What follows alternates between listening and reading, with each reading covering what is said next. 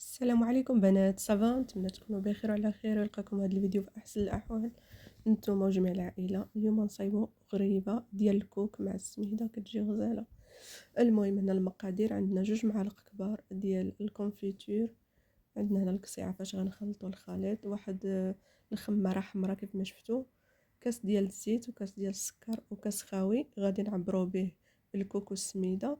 عندنا حامضه مبشوره، شويه ديال الملحه، 3 البيضات، هنا السميده الرقيقه مغربله، الكوك الممتاز الميدم حتى هو عندنا تما، وسكر كلاصي. هادشي اللي غنحتاجو.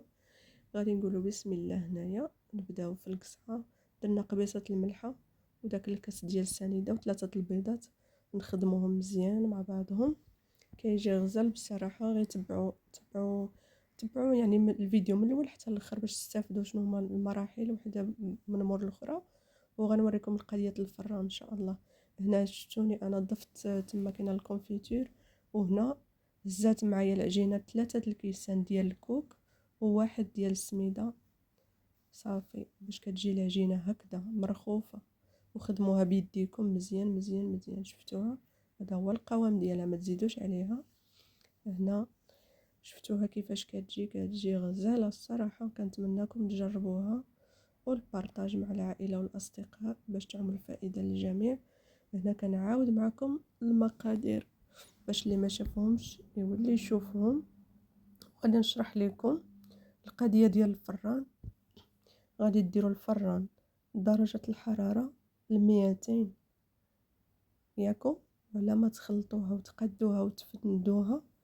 غتمشيو تنقصوا ليه الفران، تردوه ل 180 درجه وديروه من الفوق ومن التحت، وتدخلوا اللاطه الجهه الفوقانيه كيف ما غادي تشوفوا معايا دابا في الاخر. انا كنعاود معكم غير المقادير باش تعقلوا عليهم، حيت الفيديو ماشي طويل بزاف، قصير. هانتوما باش كنتبعوا مرحله بمرحله ان شاء الله.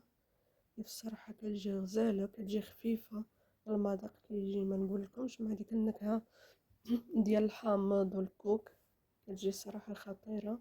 والمقادير ديالها بساطين كيف ما كتشوفوا هانتوما. راه ماشي شي حاجه كتيره، 3 الكيسان الكوك وكاس السميده.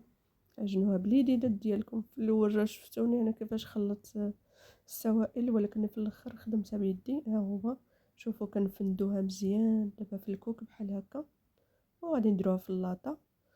وهنايا كيبقى التزيين على حسابكم. انا درت لها هنا دوك الحليوات ديال درابو د المغرب، وانتم يمكن لكم ديروا فيها لوزه اولا قرقعه اولا تخليوها هكاك عاديه، وداكشي كيبقى اختياري.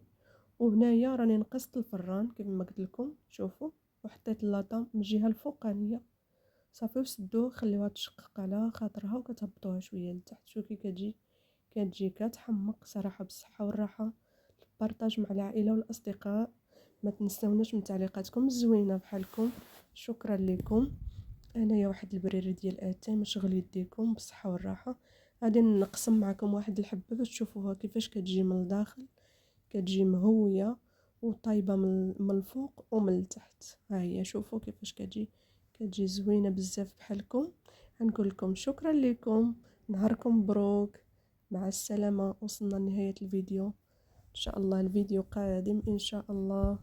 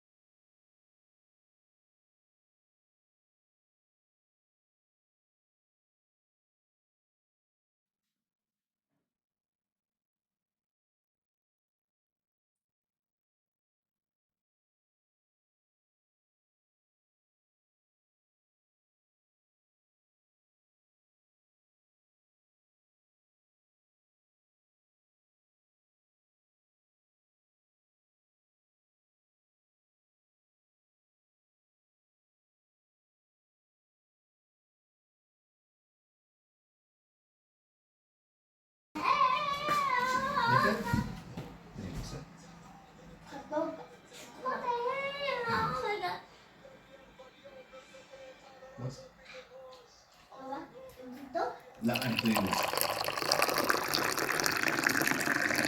هذه